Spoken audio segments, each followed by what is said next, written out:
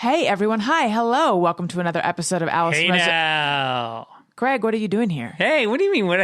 Allison, Where'd you come from, Greg? I came from the world of Childish, and I just want to make sure that your listeners know that you're just as wonderful on the other podcast you do.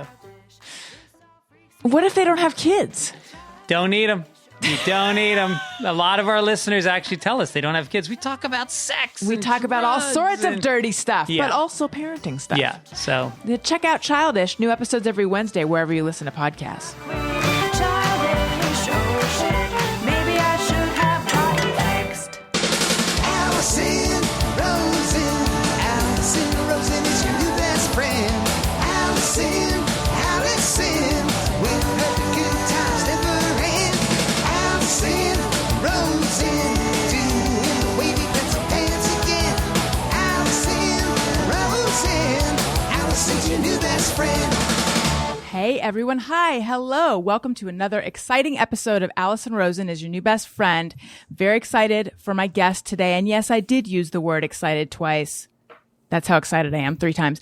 It is magician, comedian, producer, Food Network host, Justin Willman. He is the creator and the star of Magic for Humans, which is now in its 3rd season on Netflix. He makes regular appearances on late night and daytime TV. He hosts Cupcake Wars, Halloween Wars, and King of Cones on Food Network, and he has created socially distancing magic kits.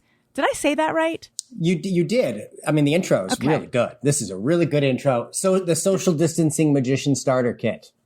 Oh, so then I did it. You lied to me. Well, I think you just said socially distancing, but it was perfect. I mean, there was a ly at the end, but I wouldn't have corrected you if you hadn't asked me. I would call that room for improvement. I'd say we're good. I'm going to rename them. I'll fix the typo that I made. Oh, yes. Thank you that's very gracious of you. Justin Willman, hello. Thanks for having me. It's good to How be here. How are you doing? I'm doing great. I'm excited for you to be my new best friend. How does your current best friend I'm curious feel about the title. It's Allison Rosen is your new best friend. There's no implying though that they are your new best friend. No, it's pretty one way. That's how I feel like as a magician, you should key right in on this. That's how I keep it.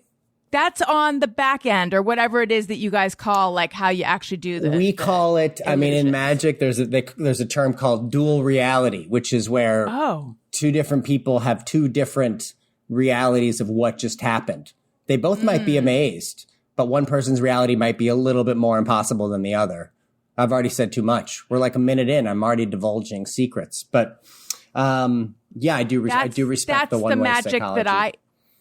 Sorry, say it again? No, I said I respect the one-way psychology of the best friend thing. So wait, let's go back into, I'm sorry, I'm so distracted by the fact that I brought a pen in and I can't find it, but I just found it. And it is important that I have it. So give me 1 second. If I had it. Oh my God. But I don't. I can't find my pen. Can you pull it out of my ear or something? I'm sorry if that's like a hacky If we were in the same thing. room, I could pull it out of your ear, but okay. You know, I see it, and it's right next to my wedding ring. Did you do that? What this wedding ring? Oh my God! Hang on a second. Okay, I don't know if I'm more nervous about not having my ring or my pen, but anyway, now I have both. I think you were more stressed about the pen. The ring. I mean, because I need it right now. I need it more. But in general, if I lost, like the ring's insured, this pen is not. It's a great insured. pen, but it's not insured. Okay, so I want to delve more into this dual reality thing. So that applies to audience members, like 2 audience members could have a different interpretation of an illusion? This is a deep concept in magic that we're diving into. I would say it is... Okay, let's say one dual reality would be that the person on stage is maybe has... Oh God, it's hard to explain this without giving you an example. Do you want to give me an example? Let's say, I know, well, I could give you an example, but then I would get in trouble by the alliance of magicians. You know, Job would show up at my doorstep. Just in some tricks, you know, the trick experience for one person is different than the other. You know, what the audience sees a magician floating as one thing, but the person on stage maybe they see a little bit more than the audience sees. Maybe they're still impressed, but they maybe know a little bit more about the workings of what's happening than the audience member. see. I'll give you that much. If that makes any sense. That totally makes sense. I actually have been wondering, I was watching some of Magic for Humans, which, by the way, my husband Daniel wants me to tell you, you're the only magician he likes. Wow, I love that. You What must- a backhanded compliment. So before me, he would have said, I don't like magicians. Yeah. No, but I do. That's my favorite. I think it's the insecure comedian in me that, who focuses on the one audience member not laughing. They become your challenge, your mission. So I think as a Right. magician, I'm kind of like, I do love the people who love magic. That's great. But I love converting someone who's like, I would never go to a magic show to be like, no, okay, I would tolerate it. For the right ticket price, I would go, The weird thing is that in my mind, I have sort of my idea of like the standard guy who doesn't like magic. And that's actually not my husband. So I don't know. But So anyway, when he that said was this, were you surprised? Were you like, oh, wow, I didn't know that about you? that you are so judgmental and anti-magic, except for Justin Willman. He yesterday, I told him that I was interviewing you today, and I'm like, he's a magician. He hosts Cupcake Wars, and there wasn't a flicker of recognition. And then today I was watching some of your videos, and he's like, oh, is that the guy you're interviewing? I watch his show on Netflix. And then later he's like, oh, tell him he's like the only magician I like. I love that. I don't know. And it's so funny that doesn't seem like a crazy statement. But if someone was like, oh, Bon Jovi, that's the only musician I like. Right. If someone had only one musician that they liked, James Joyce, that's the only author I like. Right. Right. It's magic is such a narrow little art form that it's like I can like one of them without it being socially unusual. So I do want to get into that more, but I was watching Magic for Humans, and I was watching like the one, and say I'm not trying to get you to tell me how this is done, but for example, the trick.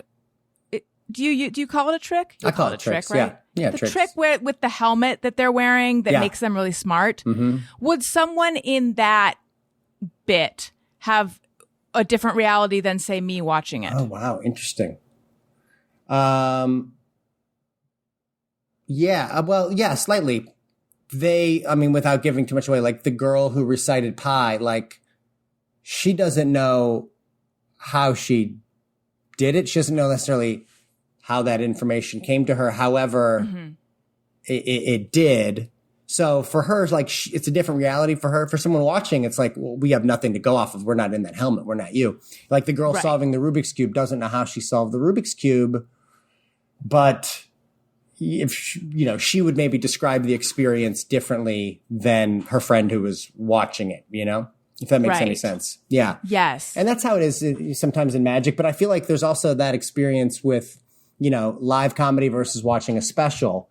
Like you can watch a special and you're like, this is not funny. But the people there are all dying, like when you're there watching it in person, it's like, it's electric because you're connecting, so I think watching comedy on TV is kind of like watching magic on TV where you're naturally like a mile away from it. So you really have to somehow, make up that difference. And it can be hard. And sometimes it doesn't happen. I feel like you do a really good job of it. Well, thank you. I try to exploit the thing that you can do on TV that you maybe can't do on stage is like proximity. Like, and what we're able to do on Zoom here, is as opposed to if it was just audio, like we're trying to bridge the gap here and connect. So like on TV, you can do stuff that's plays much smaller, is intimate, or people will forget that they're being filmed. Like no one will ever, if I get somebody up on stage, they'll never forget that they're on stage. There's bright lights. You can hear people laughing and you can't stop thinking about that everyone's looking at you. But when you're filming with people on the streets, I try to have the cameras backed up a little bit just so it's not always up in your face so that people behave like humans as much as possible. Kids are great at forgetting that there's a camera there, and kids will very quickly just behave normal and say say whatever they want, which is a beautiful thing. Right. Why do you think that is? Because I'm wondering, is it because for a kid, they're around authority figures and people who are sort of telling them what to do all the time. So being just in the world around adults or school is not that different than being on a show where something is expected Well, of kids you. kids are naturally, I think, more unfiltered and idealistic and especially enamored by magic, and I think adults, like, we're so jaded by, we've seen so many shows where, they make the person look stupid, or, you could imagine, we've all watched stuff where we're like, oh my God, I'm so glad that isn't me, cringy, like they must be so embarrassed. So as soon as there's a camera rolling, we're going to be on TV, we're instantly thinking like, everyone I know is going to see this. Oh God, it's going to live forever. How does my hair look? Is my shirt okay? Don't say anything stupid. And I think kids just don't think about that kind of thing, Right. I mean, maybe in Hollywood, like sometimes we'll run into kids, and like a lot of the kids you run into or that we try to maybe do a bit with on the show are like also happen to be aspiring child actors. And it's like, if you can't get them to turn that off and just behave normal, it just doesn't feel good. It feels plastic, Mm-hmm. Mm-hmm. Do you think there's a typical magician personality, and do you have it? I mean, there's like, interesting.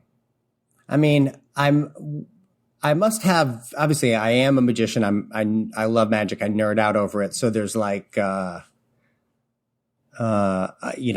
have maybe this more basic personality trait that magicians must have. But I think like there's like the cliches if you think about magicians, and, I don't want to like try to project these cliches more, but, there's a little bit of a nerdy, maybe sometimes creepy thing. And I feel like, like, because it's like, I know I became a magician, like I gravitated to magic because I was socially awkward, and also, like not just around girls, but just kind of like, I didn't really have a clique that I fit in. So I'm like kind of always grappling with like, how do I say what you want me to say? How do I kind of be cool? How do I act normal? How do I make it look like I'm not trying? And magic is this art form where, you can be alone for a little while, learn these things, practice, and then you can figure out what you're going to say at different parts of a trick. And then when you're doing it, it's like, oh my gosh, I'm kind of conversing and interacting with people, but I've already done this in my head. I kind of know what to say, what to do, and I know how this trick's going to end. So it's a little bit of control in the world where we have no control. So I know I have that. Not every magician, of course, like gets into magic for that purpose, or at least, is a part of it. But that for me was something. So there can be a socially awkward personality trait of magicians, and it's not everybody. And, that's kind of partially a cliche, but I know for me it was a thing. And I think I went to magic camp as a kid, by the way. So it's like a bunch of these socially awkward kids in their socially awkward prime. And somehow like it's a beautiful, everyone's socially awkward together. So there's no like, sure, there's the cool kid at magic camp, but for the most part, it's like you're kind of amongst your own. When you think of a magician personality, I mean, I'm sure your husband would have a very specific answer about whatever trait it is that he despises about magicians. I'm curious. I feel that you and my husband have got off on the wrong. You and I are fine, but you and he have got off on the wrong foot. I love your husband. I love your husband. Okay, good. Yeah. It's not a wrong foot if he said that he likes me. That's true. Yeah. But I feel like you have an understandable magician's loyalty and defensiveness, and that I hadn't factored in when I relayed that compliment. Well, I love magic and I love magicians. However, I'm also like a magic snob. So there's tons of magic that I hate. And there's a lot of magicians that I just don't like, like the way they do things grates on me, Yeah. I think those are the ones that he doesn't like. Yeah. Like my wife, like when we go to the Magic Castle, we're with some friends and it's supposed to be fun. Like I am a squirmy mess in a bad magic show because it like pains me, like just like I'm like I'm trying to think of, it's probably like somebody watching their favorite sports team just lose, point after point after point. And you're just kind of feeling every fist, because I know that people, I mean, like what we talked about earlier, I know that people don't see live magic a lot. And I know that people are judging the entire art form often based on what they see in that night at the Magic Castle. They might not see magic in person for 5 more years. So I get so precious about people's experience and opinion about magic. So maybe your husband feels that way because of a crappy night at the Magic Castle. I don't know. I should find out why he feels that way. Yeah. I feel like, you might know about this. Is there like a museum under a building that has a bunch of magic stuff? Is that ringing a bell? The Magic Castle has a basement. There's a part of it that they call the museum, where it's some artifacts. I'm not sure. You know what? This is not about him. I've made it about him, but it's not about him. I think the reason I was asking, my dad was very, very good friends with Harry Blackstone Jr., and we used to spend holidays with them. And in his act, there was like, the thing that my dad always made me aware of in his act was the crowd control. Like when he invites a whole bunch of people up on stage to do the birdcage trick, he needs to be dominating that situation. Yes. And so I think of a magician as someone who is able to dominate a situation. And I don't mean like be domineering, but I just mean have excellent crowd control, dominate, be in power or control. And so I, just to fully put, no pun, to lay my cards out, I was wondering what it would be like to interview a magician, because obviously in interviewing, there has to be a level of trust to have like an honest exchange. But in watching you, I didn't get the sense that it would actually be problematic, because you seem like and I listened to you on podcasts, and so I've sort of like familiarized myself with you. You seem very open and honest. But I just wondered how that would work. And then also there is sort of the pop culture notion we have of magicians that you had mentioned earlier, of like, they're a little bit creepy, or they're a little bit, my sentence trailed off. The control thing, I think the confidence that it takes to, like, what needs to happen. A magician knows what needs to happen in a situation for a thing to work. So just like a good comic will shut down a heckler if it's going to derail a joke, like in magic, obviously you want everything to feel loose and free and natural, but if somebody throws a wrench into the gears, it's like magician has to, like, by force, steer this thing back in the right direction. So it's funny you say Harry Blackstone Jr. So he's the first magician I ever saw as a kid. I think I was maybe 5, 6 years old at the Fox Theater in St. Louis, Missouri. And he was just, incredible. He had this booming voice, but he would do, like you said, the vanishing birdcage trick on stage. And he would do it once, make it disappear. Then he'd go get a second cage. And then he would invite all the kids up from the audience to put their hands on the cage. And I remember being one of those kids. I couldn't wait. And I was like just a little prick. Cause I remember intentionally trying to hook my finger in between the wires of this cage. I don't know what I was thinking, like, as a challenge to him, like, I dare you to make this cage disappear if I'm really holding on to it. And I just remember him just kind of just being like, and like, and I remember going like, ow, like. Oh, did it pinch you? A little bit, but the cage vanished, and I'm sure he's used to kids like me trying to be a little jerk, trying to mess up the trick, and he just knows what he is doing. So I think that is a good point about there's a control, there's a confidence, and kind of a power stance that a magician needs to take in a situation to make it go right. And I think it takes years to make that power domineering part be invisible, and only come out when it needs to, for example. So I think I've spent years trying to take the unappealing aspects of whatever magic personality traits I've inherited and, diminish them and only have them, show themselves when necessary.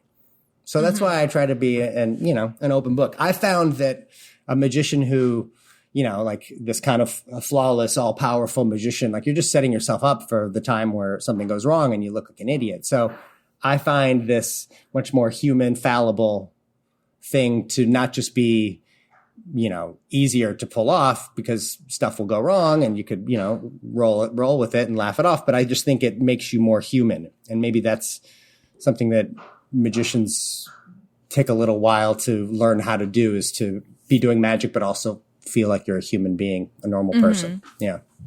Why did you name the show Magic for Humans? Well, it wasn't the first title I had. The show went through a few, like I wanted to at one point like call it Justin Wonders, kind of. So it's the show's my wonders of magic, but also like, wonders, like a curious quest for knowledge. Cause that's, as the show became the show where we explore a theme every episode and we try to, use magic as the foot in the door to whatever these like human condition themes are. It's kind of this curious quest. That's, I think, just when Magic for Humans came about, it was like, well, it's a show about being human, but also it's magic for humans, which means everybody, to have it be a show that kind of is, a big warm hug. Just kind of felt like the right name. Yeah. And I heard you say that this show kind of grew out of a few attempts that didn't go. Can you talk about that process a little bit? Well, I've been in LA since 2001. So 19 years. From St. Louis? I went to Boston, Emerson right? College in Boston. Yeah. And then moved out here for my second semester of my senior year.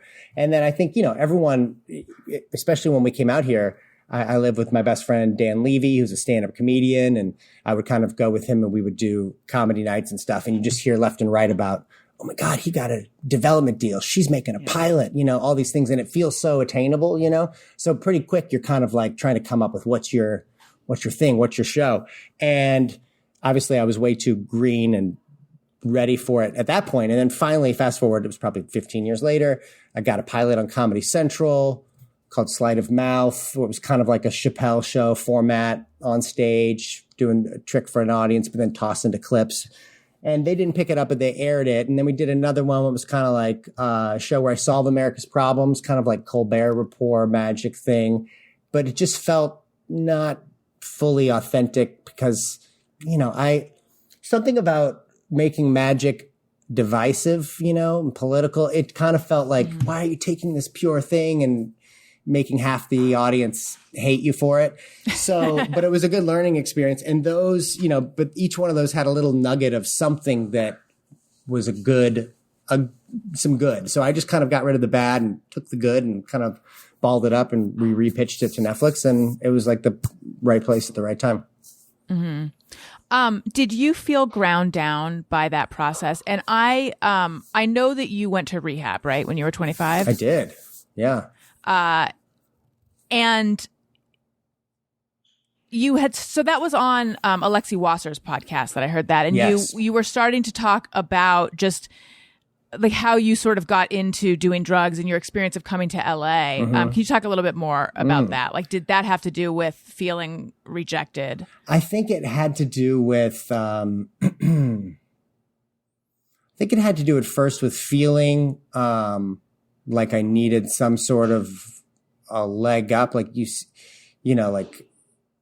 like a productivity boost, kind of like there's more that I want to do. I need to do this. How do I keep up? How do I succeed when all these people around me seem to be more talented, or it seems like they have more hours in the day.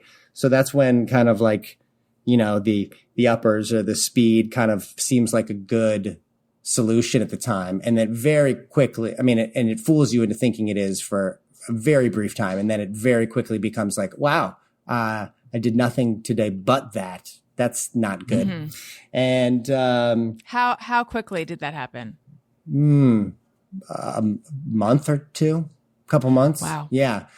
But then it kind of becomes this crutch that you don't know how to, you don't know how to wean off of. There's never a good time, but I, it's funny. I don't know that it came from, I mean, I'm sure some of it, I'm sure there's a lot of like control issues a part of that, and kind of just wanting to be able to be the master of your own domain, and the cover up your insecurities that hold you back, or your laziness. I've never been lazy, but I would always beat myself up for it, not beat myself up for not doing as many things as I know I could get done. But nothing good happened until like after I was 25, after rehabbing, and things kind of really, that's when magically that things kind of started to come into fruition. So what was your experience in rehab like? I loved it.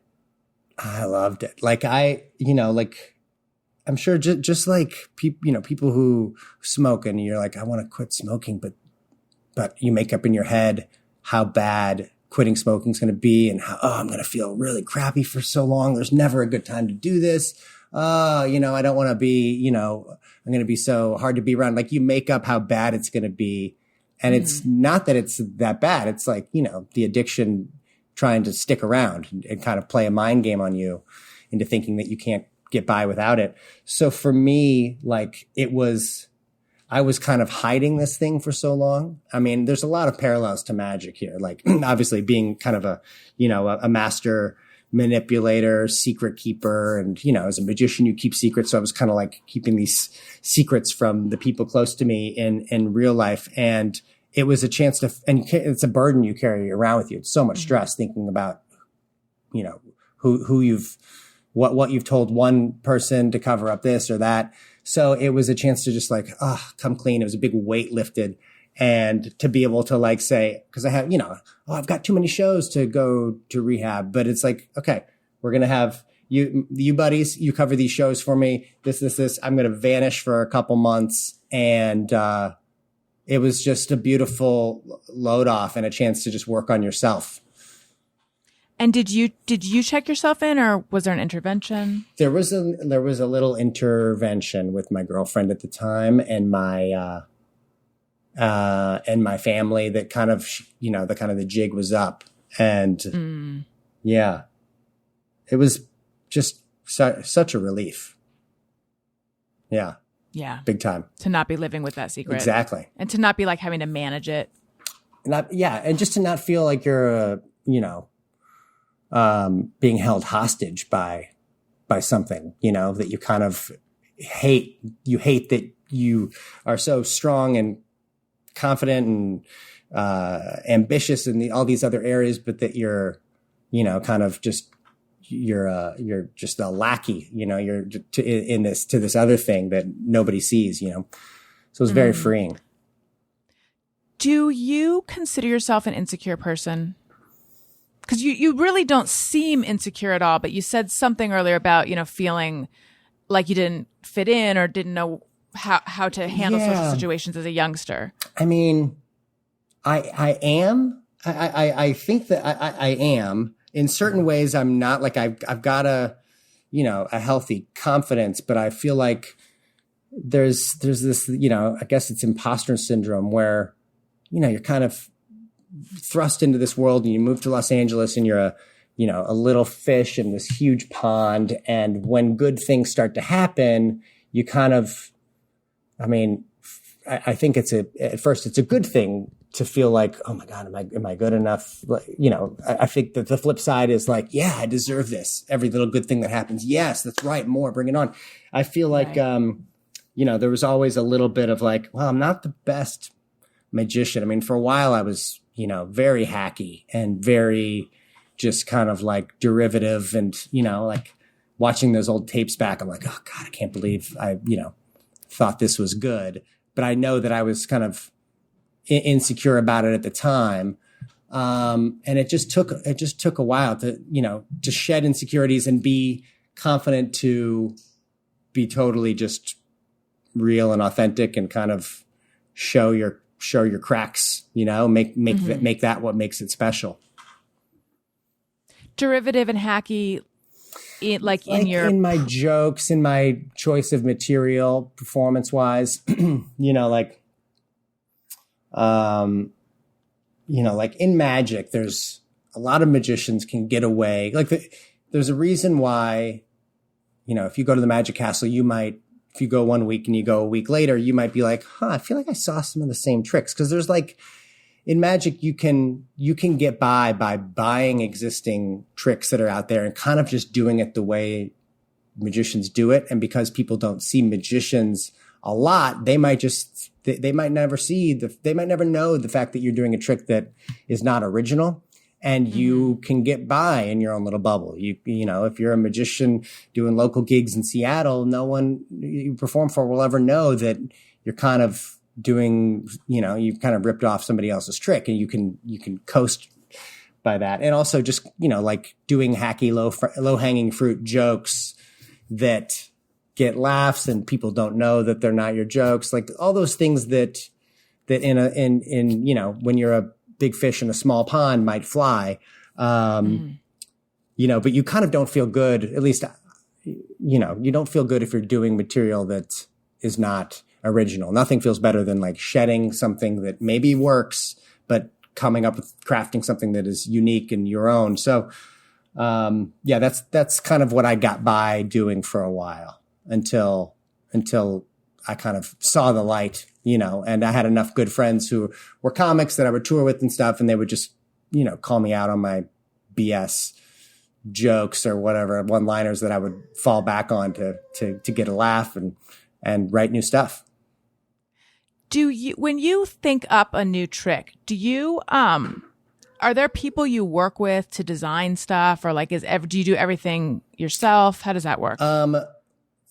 For my live show, it's a lot of solitary stuff, but I've got a little brain trust of people who I'll bounce ideas off of or pick their brain, and people much smarter than me who will give me great guidance. And then for Magic for Humans, it's a fun creative process because we'll have the writing period, which will be me, one other magician who's kind of my co-executive producer who is a genius, and then 5 or 6 comedy writers who have no magic knowledge whatsoever, but get how magic can be funny. And we'll kind of write the season, not knowing how we're going to pull any of it off. We'll write for 2-3 months, and then we'll get the magic brain trust together. And it's maybe, 8 to 10 magicians. Many of them I've known my whole life.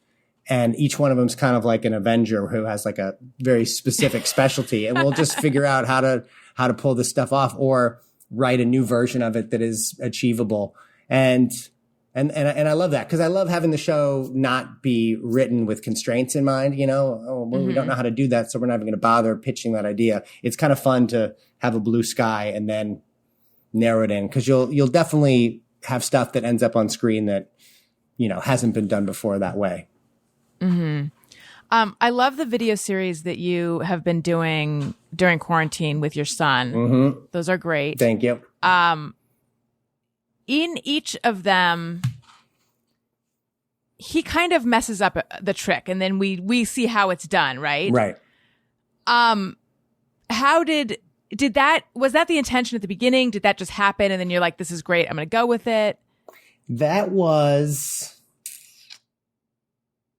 kind of a happy accident, maybe 2 or 3 of the videos in, because as soon as the camera was rolling, he automatically tried not to smile, would get really weird and introverted.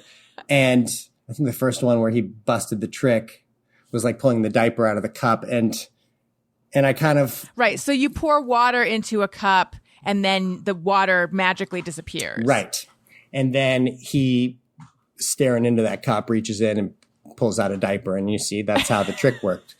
Diapers are absorbent. The tricky part about it is coming up with tricks that, inventing how a trick might work that is not really how a magician would ever do that trick in the real world. Because in magic, you can get very testy about the exposure of tricks. I wondered about that. Yeah.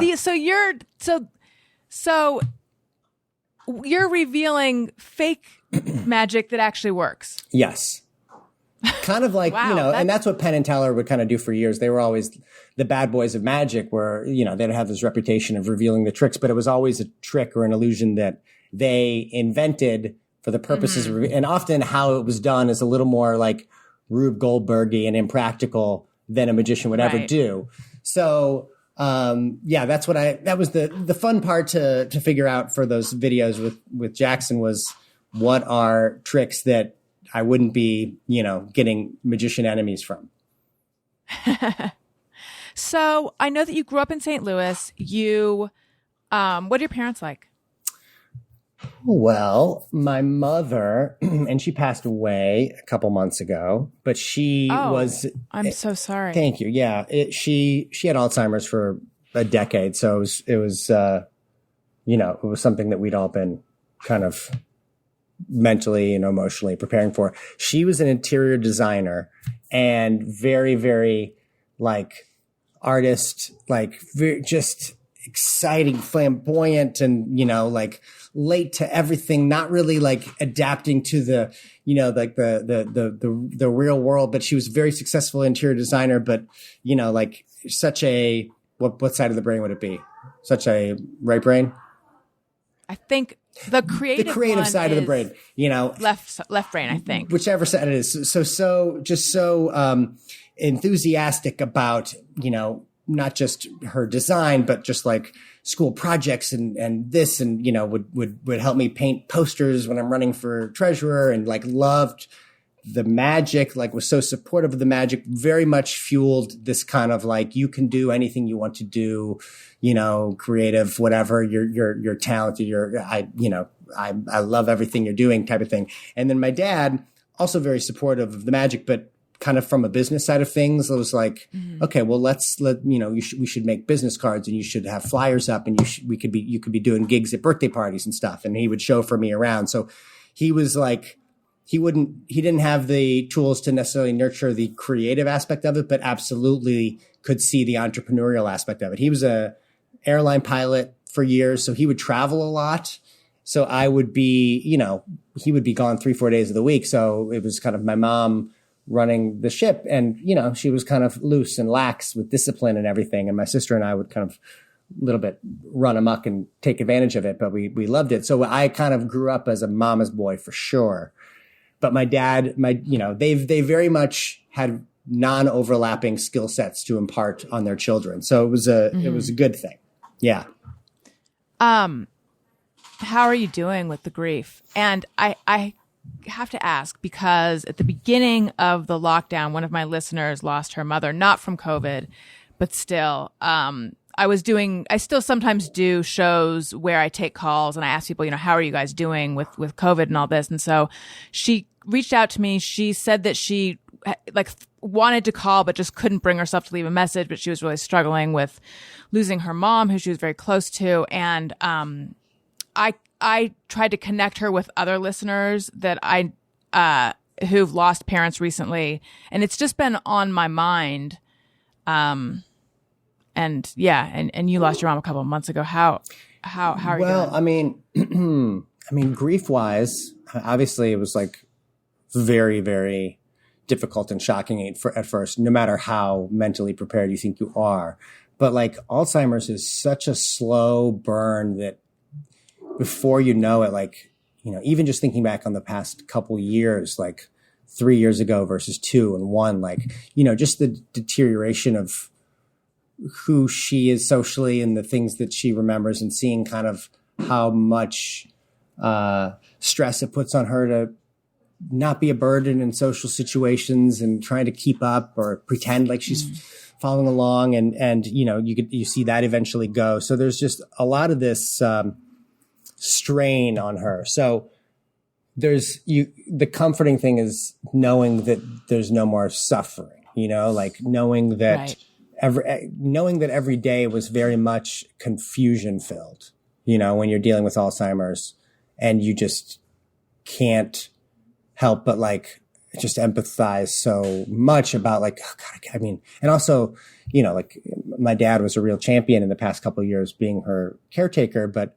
you know, just knowing that she doesn't have to, you know, be confused and and deteriorate even worse is a relief. So that focusing on that and being grateful for that there's no more pain and stress anymore is helpful with the grief. Like I know a lot of people when they lose a parent, especially if it comes suddenly or if it's, cancer or something that, like they're otherwise healthy and with it. And there's this thing that's just invading their body. Like I feel like that would be even more difficult in terms of the grief. I mean, with Alzheimer's, the grief is stretched out over 10 years. So maybe collectively, like it was pretty awful seeing it go over the years, and you kind of anticipate it. And, my sister and I, lots of tears, just kind of like seeing little snippets of your mom's personality vanish. And so it's kind of grieving 1,000 times over the course of 10 years makes that final grief maybe not as, burdensome. But right. Yeah, I mean, it's the hard thing is not, because of COVID, like not having it be safe to go home, to see my dad and, and to see my sister. I mean, luckily technology makes it pretty powerful to connect from afar. Yeah. Right. Not the same though. Not the same though. Not the same. Yeah. So many years ago, I lost a friend to suicide and was very, very devastated by that. And I remember a therapist, and then I became very worried about deaths of everyone close to me. And I remember a therapist saying, you can't really prepare for someone's death. Because I think I had this idea that like if I grieve, I think my dad is still here, but he had some health problems and was sick, and I don't know, it was so long ago, but I think that maybe I was like, I'm gonna prepare now for it. And then she was like, it's gonna hurt no matter what. Mm-hmm. Like you can't get out of that. Yeah, I'm with the Alzheimer's, it's weird because for many, many years, it's kind of invisible. Like I used to say like, oh yeah, she's had Alzheimer's. It's, it's moderate, but she could fool you for a couple minutes in conversation, like if it's loose small talk. So you kind of, and physically great, spry. And so it's a real psychological, brain trip because it's like just there beneath the surface. I would call it a mind fuck. Let's call it a mind fuck. It's a mind fuck until it becomes impossible to ignore anymore, But yeah, you can't prepare. You can't prepare for it. I mean, it's good to think about losing the people that you love so that you don't take the time you have with them for granted, it's. If anything, like that's a gift that I got, at least knowing that it's, coming within the next few years, knowing your mom's probably not going to live till 100 makes you really cherish, these memories. And it makes them emotional when they're happening because, you're kind of experiencing like just a lovely dinner with like all this foresight, like, well, what if this is the last lovely dinner, because when you live in different places, you don't see your parents as much. So I think that's a good part about, knowing memento moriing, the people that you love. And now just being a dad, and I just turned 40 last month. Not that I'm, think I'm going to, but I used to never think about my own mortality. So that also becomes a thing. My wife and I were really swept up in the sad story of, Amanda Klutz and her husband, Nick Cordero, who's a Broadway star, and he got COVID early on and just, was in the hospital for 90 to 100 days, all these complications and in a coma. And he was so young. He was my age. So it was hard to see that because he was otherwise healthy. And all of a sudden, the COVID and pneumonia, all these complications, it's like, wow, like it really, like nobody is safe from just the Reaper, and so it kind of made you really think about like, okay, like time's a wasting, make the most. The gift of the quarantine, I think, has just been that, normally I'm traveling every weekend, and maybe missing these little milestones with my son and missing the bedtime stories and everything. And while it is tough not having, babysitters or nannies and, like not having a break, you do like we've had I don't even know how many days it's been, but 5 months of nightly bedtimes and wake ups. And so he won't remember that, unfortunately. He won't remember what a good dad I was in 2020, but I will. You got to remind him. I will. Oh, I will. How old is he? He just yesterday turned 20 months. Oh. You know how you do the months. And yeah. So he's 4 months shy of 2. So he's doing things. He's on the cusp, nice. I hope, of a vocabulary breakthrough. Right now he's got Mama Dada, Ball, Agua, Luna. I think that might be it. Yeah, I have a 3-year-old and an 18-month-old, so one. Okay, and a half. Yeah. And my first started talking like around 1, I'd say. I mean, not a lot, but he did. But then Owen, my second, he only has a few words, and I'm starting to wonder. Okay, well, maybe together they'll have a breakthrough. Owen is his name? Owen is his name, yeah. Yeah, we're in that same boat where we're kind of like, man, we've heard that they should be talking more by now. He understands everything. He knows all these words. We do flashcards, and he'll point to almost like he's bored with it. Yes, banana, monkey, this. Let's go play with balls. So yeah. So hopefully he'll emote soon. Right. I bet he will.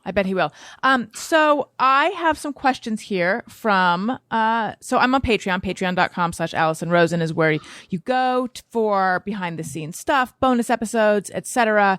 And I take questions there, and then I also take them on Twitter. And I saw on Twitter you had some good ones. Yes.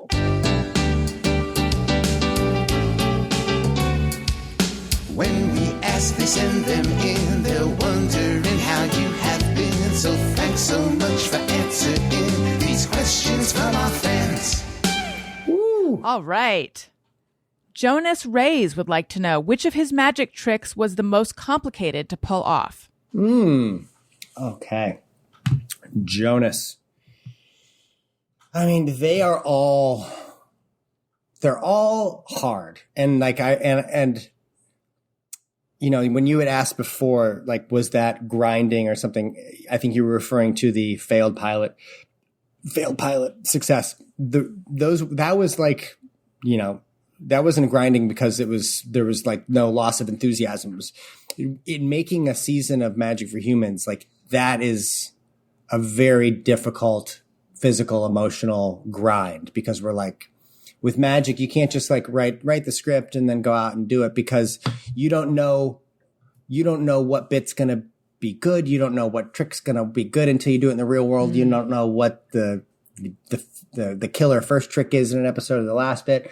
And Magic is hard. And often, like, when there's a trick we're doing where it feels like, oh, got it, this is going to be easy. Like, I now know that should be a red flag, that it's either bad, it won't be impressive, or full. Like, nothing. None of the real good ones that people talk about are easy. So let me think of a good example of a really hard one. I mean, season 3, in the first episode, we did a bit where we tried to influence the influencers and, try to subliminally influence them to all make the same decision. And that was like really hard, because it was like this, very, it's kind of, mentalism is the genre of Magic. So it's not like you're tangibly building something. You're kind of like, we had these Venn diagrams and like kind of like like tracking a serial killer, strings on the wall, just to try to paint the picture of what it is we're trying to get them to do. So this was just a complicated, complex thing. And we, only could do it once. You can't really do it once and be like, okay, let's do it all again, because once they know what you're up to. So that was really hard, and we got really lucky. Trick wise, like, season 1 of the show, I did a bit where I lured people into the back of a van and told them that I was going to remove their NSA chips. So it's kind of like, feeding into people's conspiracy theories, thinking that, that I didn't realize how many people think that we've either been microchipped or that the government is out to microchip them. I didn't. Dude, that's what COVID is about. It's scary. It's about the vaccine. It's about the vaccine. Well, it was very easy to get people to think that I was legit. I mean, and I have this little device that I made. It was like a modified penis pump, to remove these things. So this was a hard trick because I tried it twice in both of the Comedy Central pilots because I just thought it'd be funny to do psychic surgery, which is this old kind of premise where you're removing stuff from people with a trick, but do it about NSA chips. And we took a while just to get the trick to look right and figure out the technique. So that was a really hard one. But again, like it was so hard, but felt so good to get it right eventually. Maybe 5 years in the works. Mm-hmm. Thanks, Jonas. Okay. You thought Jonas was done, but he's just getting started. He also says, my son loves the 2 social distancing magician starter kits that Justin sold online these past few months. Would he ever start selling other magic kits as monthly subscription crates? But I want to insert my own question in there, which is, can you tell us about these magic kits? Oh, yeah. So early on in quarantine, which feels like forever ago, but March, the world's going through this thing and you kind of feel like, oh God, I should be doing something to help. What do I do? But we're not supposed to leave the house. And I've always been wanting to make a magic kit because 2 reasons. One, I got a magic kit for my birthday when I was a kid. That's what sparked, my life. But a lot of magic kits are kind of crappy, or maybe there's a good trick or 2 in it, but the instructions are really hard to read. They're translated from English to Chinese back to English or something. Like it's like the stuff that is geared towards teaching a 7-year-old magic is very disheartening. So I remember just, you kind of feel like I must be dumb or I'm doing it wrong. Anyway, I'd always wanted to make a magic kit, just never had the time to sit down and like curate it. So thanks COVID for the time. So I made the social distancing magician starter kit to raise money for directrelief.org, but also just like, put together a bunch of good tricks. And then, so around the house for the next month, once I had this idea, my wife helped me shoot all the instructional. So as opposed to having read instructions, I have ADD. I do not want to read instructions. So there's no instructions. You get like a little link to a website, and then there's a bunch of homemade videos of me teaching the tricks, or me and my wife, cool. Like me doing it for my wife. And, she's, in some of the videos, she kind of looks like a hostage. Like I do not want to be up against the bookcase here watching a card trick, but it worked great. And people love them. So then I made a second kit because people are like, I want to learn more magic. So now I got 2 kits. That's so cool. So, will I do more? I don't know. It's a lot of work because I don't want to do it unless I do it right. So, right. I mean, we'll see how long this pandemic goes on. Maybe I'll be like, okay, we're going to do a subscription. Please. I need to connect with the world. But it's fun watching, parents tag me in the videos of their kids doing magic over Zoom for their grandparents. And it's really sweet. What age are they for, would you say? I mean, it's there's a lot of parents and adults who buy them for themselves. I'd say it's age 6 and up, 7 and up. Mm-hmm. Mm-hmm. And if they want to see these magic kits, and if you want to see this whole video will be on YouTube, youtube.com/AllisonRosen. You can go find it there. Okay. Jonathan Feldman says, as a magician himself, how does he approach watching the illusions of others? Does he prefer to keep the illusion a mystery to himself, or does he work on figuring out how it's done? Good question. I mean, that's one of the things about magic is, as a magician, it's really hard to watch it as a layperson, as a non-magician ever again, because you know how most of the things work. So I try the best I can to like just watch like a normal person, because when I get fooled, I love it. Like it's really great. It reminds you, it's that feeling of like awe watching Harry Blackstone Jr. make a birdcage disappear as a kid. Mm-hmm. And then eventually you learn how all the things work. So you can never not know. But sometimes, and very often, luckily I'm friends with a bunch of incredible magicians who will do things that fool me, or I'll see Penn and Teller or David Blaine do something that just like, I don't know. Now I do eventually want to know, because it's kind of like holy shit, that fooled me. Okay. Let me think hard about this. Like Darren Brown, brilliant British mentalist and magician, his stuff is so just diabolical and fooling, because I feel like when something fools you, I like to appreciate it, soak that in, and then figure out what I can learn from it. You know, like what did they do to create such a beautiful mystery? Not to ruin it for myself, but just to see what the technique or the scripting or how was I misdirected in a way that made that a beautiful moment of wonder for me. Yeah. Will magicians always tell each other how you guys do it? No, not always.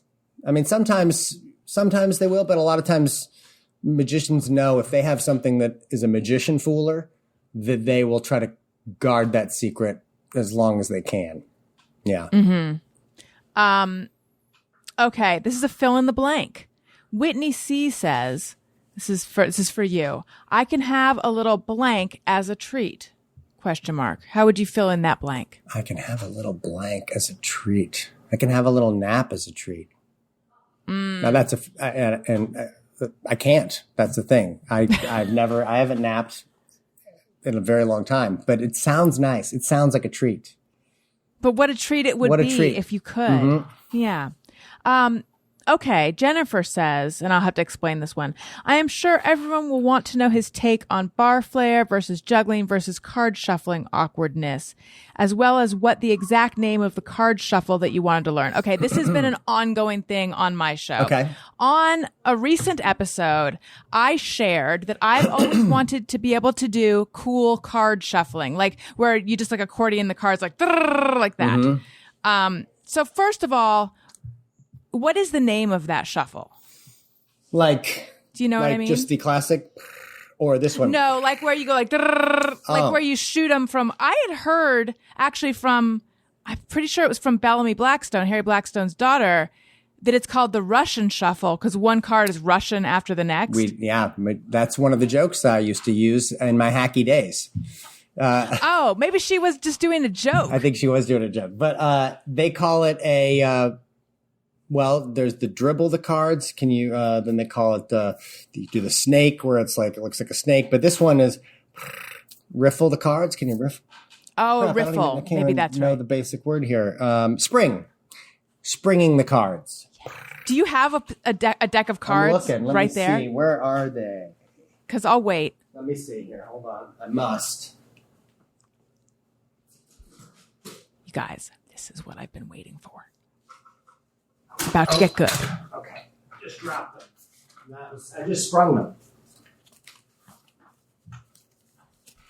Okay. It's not a full deck, Allison. That's okay. You're not playing with the... Oh, that was embarrassing. Yeah. But it's still... But did you... I mean, just the sound got me excited. Trying to hold it up high enough to see. Yeah. That's the idea. That's so cool. What's the snake one? The snake one, I don't really like. There's a whole genre of magic. It's magic juggling called cardistry, like artistry, but cardistry, where they do stuff like that. So it's like the snake is kind of like holding the deck and like where the cards kind of like create a little. They look like a snake, and then there's just Oh my god! That's the vomiting the cards. That's I used to do that in my act in my hacky days. I'd say I'm up to 2 packs a day. Gotta. So that's fun. That's so cool. Yeah. Thank you. So bar flair, card shuffles, and juggling. So I shared with my friends on the show that I have always wanted to be able to like do cool shuffling like this because wouldn't that be so cool? And then my friend Wendy, a writer for Bob's Burgers, was like, "Wait a minute, cool?" And I'm like, "Yeah." And she's like, "Honestly, if you did that, if I came over and then all of a sudden you did that." The next time I saw someone who knows both of us, I would be like, I have to tell you what just happened with Allison, like what's going on with her. Uh-huh. And then I don't know how it turned into this, but somehow the question became, which is the weirdest thing? You go to someone's house, which is the weirdest one for them to do? Like you're just in their kitchen hanging out and all of a sudden they're like doing doing cardistry, A. Mm-hmm. B, they just like all of a sudden start juggling fruit. Or C, they all of a sudden start doing bar flair. Like, which is the weirdest?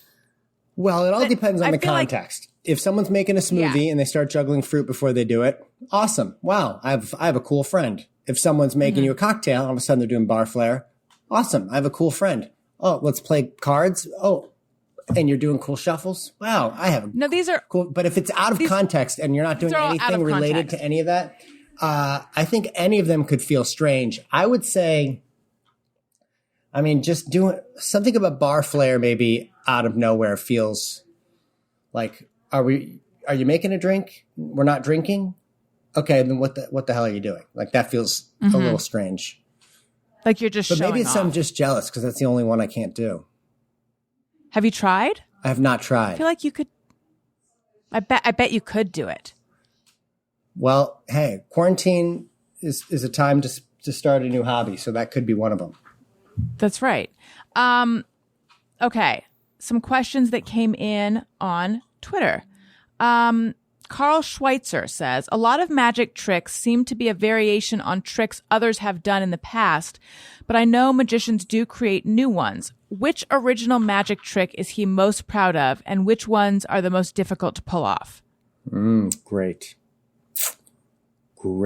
Which original trick am I most proud of?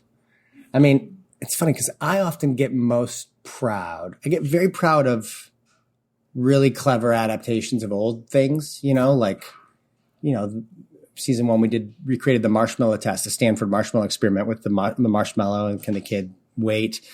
And we kind of incorporated it with a cup, which is just the old like cup and ball trick, but putting it in that new context, like that to me was really satisfying. Like, oh wow, we reinvented this old thing, but what new, very rarely is something under the sun completely new and never been done. But I will say, gosh, they're all my babies. I love them all. I think the microchip thing, what started out as like wanting to be a riff on psychic surgery, ended up being this thing that kind of felt new, like with a penis pump, seeing a microchip burst through someone's skin like that. I don't know if it was still in the psychic surgery realm at that point. And I think that's what's cool about an original idea can come out of what wasn't an original idea at the beginning, but the problem solving it takes to pull off that thing ends up becoming something that, oh wow, it's not even that anymore. It's like never been done. Yeah. Nigel Grant says, not a question, but just as important, please thank Justin for donating his cameo earnings to the Sonia V. Willman Alzheimer's Research Foundation, as well as helping COVID-19 relief charities by selling items on his website store. He is a good man. Oh, Nigel, thanks. I appreciate it. Is that your mom? No, it's not. Oh yeah, Sonia V. Willman is my mom. Yes. Yeah. Yes. Was that your mom tweeting? Nigel's my mom. Sean M., what is your favorite bit on the show and why is it Magic for Susans? And then also Randy Butternubs says, how hard was it to find Susans for the Magic for Susans bit? So you should explain that lest anyone is unfamiliar. So early on in the writing phase for season 1, we wanted to have these little short bumper, like little 1-minute things that would go between the longer segments. And, we would put these cards up on the wall of pitches. And one of the cards that one of the writers came up with was just, how about we just do Magic for Susans? I was like, okay, please explain. No, there's nothing to explain. It's just magic for women, only women named Susan. So we were like, okay, well, we'll see when we run into a Susan. We ran into a Susan on the first shoot day by chance. And she was exactly like what you'd think a Susan would be like. So we're like, we have to make this a segment. So we put an ad on Craigslist for Susans. Are you Susan? Do you know anyone named Susan? Do you want to make $40 and have free lunch? They didn't know what they were coming to. And Susans are available. By and large, they'll show up. So that's where that came, Are Susans Karens? Mm-mm. Susans are Susans. Susans are, I'm sure there's some Karen-y Susans, but Susans, pay with a check. They talk to the manager. They Karens talk to the manager. Yeah, they do. They yell at the manager. Oh, Susans just talk to them. Quietly ask the manager, can we check this math? Well, but Karens make a big thing. So right. Magic for Karens would be funny, but not in like a happy way. Susans make you at least feel happy that Susans exist. Magic for Karens would be a little more, it would go viral more, but it would not be as enjoyable. So with Magic for Humans, how do you find the people on the street that you talk to? Are they like the Susans, you put you did Craigslist, but with some of it, are you just approaching people on the street? That's what the main goal is, to just approach people on the street. Sometimes in LA, the people you approach on the street like are a little don't behave normally, like they're either actory or whatever, or they're very excited to be on your show, and then that's a bad sign. So Craigslist is kind of the best, where we don't tell people what the show is. So if it's like, hey, would you like to be a part of a documentary we're shooting about technology or whatever kind of the misdirect is. So at least we get someone who's perked up about a topic and is willing to show up in a place to be, somebody to do magic for. Because the magic is kind of a great element of surprise if they don't know I'm a magician right at first.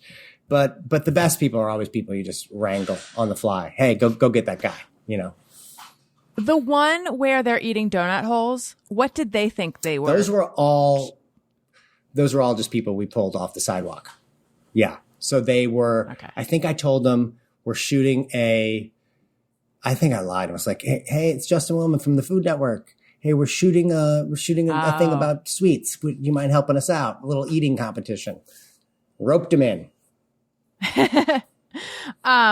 Okay. And Craig TL wants to know, if you weren't a professional magician, what would you be doing as a job? I would probably be, oh gosh, a weatherman. Really? Well, I went to school for broadcast journalism, thinking I wanted to be like an anchor or a news reporter, which is kind of magic adjacent. I mean, it's hosty, So, but then all that stuff was doing all the beat, covering your beat around Boston it was also kind of depressing and, mostly bad news. But although the weather is often, in Boston, especially bad news, at least you don't have to, you're the breath of fresh air in a newscast. So that was always kind of like, well, if this magic thing doesn't work out, I can learn. And I feel like I'm insulting weather people and meteorologists by just saying like, I could just be a weatherman. I mean, I'm sure there's a lot to do with it. There's probably a degree, I imagine, in meteorology that you have to have. That I'm just like, you got to be able to like acting like I could do that against a you got to be able to do this against a green screen. I mean, we're all doing that now. But in the I think Zoom you could world. do that. I think so. Yeah. We'll see. Let's hope it doesn't come to that. So I know I can't find it right now, but I know that someone wanted to know, how did you get the Food Network gigs? Like, how did all that come about? Oh yeah, that was like a random audition. That was being in LA, like doing the magic. I would go out for hosting auditions as well, because I was kind of thought of just hosting gig is kind of like doing magic without the tricks. I don't know, you're just kind of keeping the thing moving. So that was a random audition for a pilot that I remember, like, in the waiting room, we're all kind of like, what is this, a show about cupcakes? Oh, God. Okay, this won't get picked up, but let's do it. And, got picked up, got made, did 9 seasons. Who knew? Which are you, when people recognize you on the street, what is it usually for? It used to be for Cupcake Wars for a very long time. And still occasionally, but now it's mostly, you're the magic guy. Which is really all I've ever wanted. The cupcake thing was so funny, because at first when I'd be doing magic, people would be like, "Oh, the cupcake dude learned magic." It's like, no, it's the other way around. Justin, thank you so much for you, chatting Allison, with me today. This was really lovely. It has been. Tell everyone where they can find you and what they should look out for, and do all your plugs. I'm easy to find. JustinWillman.com is my website. That's where, tour dates are when we're live touring again. Pick up your magic kit. Right now you have tour dates scheduled for December, right? That were rescheduled? I do. We'll see if those happen. Actually, you know what I'm going to announce this weekend, but maybe this will come out after this weekend. It will come out Monday. Perfect. So I'm going to do a run of virtual shows called Magic for Humans at Home, right here in my dining room. And I've kind of been crafting, how can magic adapt to this Zoom thing? So it's a show over Zoom with very cool, a big audience of people, very interactive. And I'm excited. Like, I know I've done a couple of comedy shows, where I've done my magic and people have been doing comedy, and it's I feel bad because the comedy really relies on real time back and forth. But magic somehow like can adapt really well and still blow people's minds through the camera. So that's going to start up here soon, so people can get those dates on my website as well. Instagram, Nice. Justin Willman. My name on all the things. Yes. And everyone, make sure you're subscribed to my podcast, subscribe to my other podcast as well, Childish. That's my parenting-ish podcast that I do with Greg Fitzsimmons. We'll probably hit you up to come on that Do show that. at some point. I love since you're a Greg parent. Fitzsimmons. As he's great, He's right? so great. And subscribe to my YouTube channel, youtube.com/Allison Rosen, where you can see this video and other videos. And follow me on Twitter and Instagram at Allison Rosen. I'm on Patreon, patreon.com/Allison Rosen. And I'm on Cameo, cameo.com/Allison Rosen. And we know you're on I Cameo. am. Are you just cameo.com/Justin Justin Willman? Willman. It's kind of been fun. All It's right. been it's been fun. I mean, it feels good doing it for a good cause, but also like people really love. They love it, especially this time when it's like, what do I give so-and-so Right. a gift? It's kind of nice. Yeah, Yeah. I think it makes people happy. It does. All right. Thank you You're again. so welcome. Listeners, thank you for listening. I love you. Goodbye. Hey, do you know about the Allison Rosen show? We had a good time, but now we gotta go.